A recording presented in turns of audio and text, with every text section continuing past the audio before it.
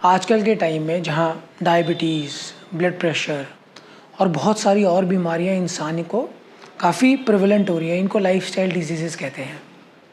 ये directly kidney के function को अफेक्ट करती हैं और किडनी फेलियर ओवर टाइम ज़्यादा कॉमन होता जा रहा है लोगों में। और अगर किसी इंसान की किडनी पूरी तरीके से फेल हो गई हैं तो उसका बेस्ट सॉल्यूशन होता है किडनी ट्रांसप्लांट। समस्या ये आती है कि किडनी ट्रांसप्लांट के लिए किसी रिलेटिव को आपको किडनी दान करनी पड़ेगी।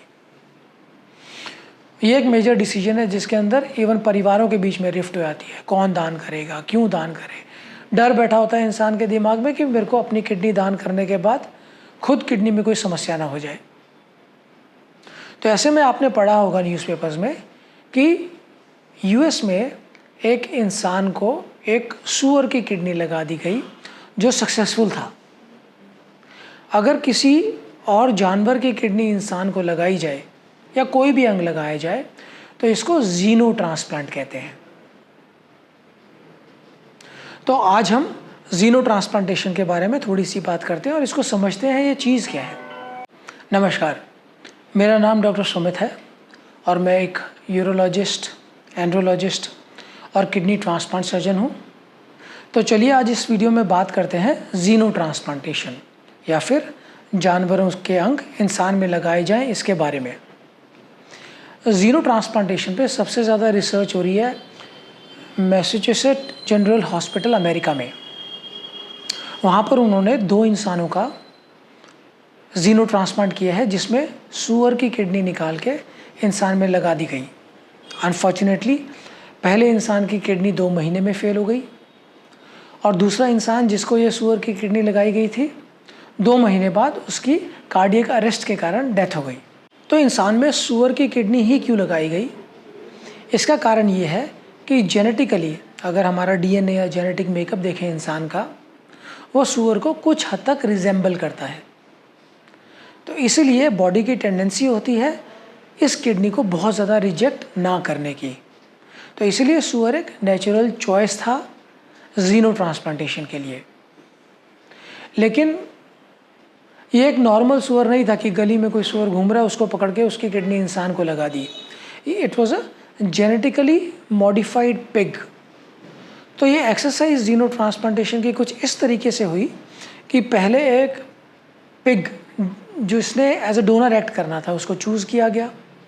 उसके बाद उस पिग के जेनेटिक मेकअप को बदला गया कि इंसान की कुछ जीन्स जिसको सूअर की किडनी लगनी थी वही वाली जीन्स उस सूअर में इंट्रोड्यूस की गई। ये बहुत ही एडवांस टेक्निक है जिसमें डीएनए मैनिपुलेशन करते हैं ताकि उस सूअर का डीएनए और ज़्यादा वो इंसान जिसको किडनी लगनी है उससे मिले और ये वाली किडनी रिजेक्ट ना हो। इसके बाद पिग्स में जो यूजुअल वायरल इन्फेक्शंस होते हैं उनको सबको न्यूट्रलाइज किया गया। अल्टीमेटली जब ये हो गया उसके बाद ही ये वाली पिग की किडनी इंसान के शरीर में लगाई गई। अब हमारी बॉडी के अंदर एक मैकेनिज्म होता है जिसको कहते हैं recognition of self from non self.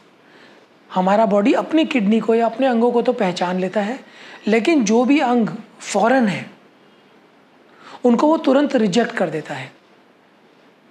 बहुत ज़्यादा समय तक अगर वो अंग शरीर के अंदर बैठा रहे विदाउट रिजेक्शन तो एक टॉलरेंस डेवलप हो जाती है जिसको इम्यून टॉलरेंस कहते हैं।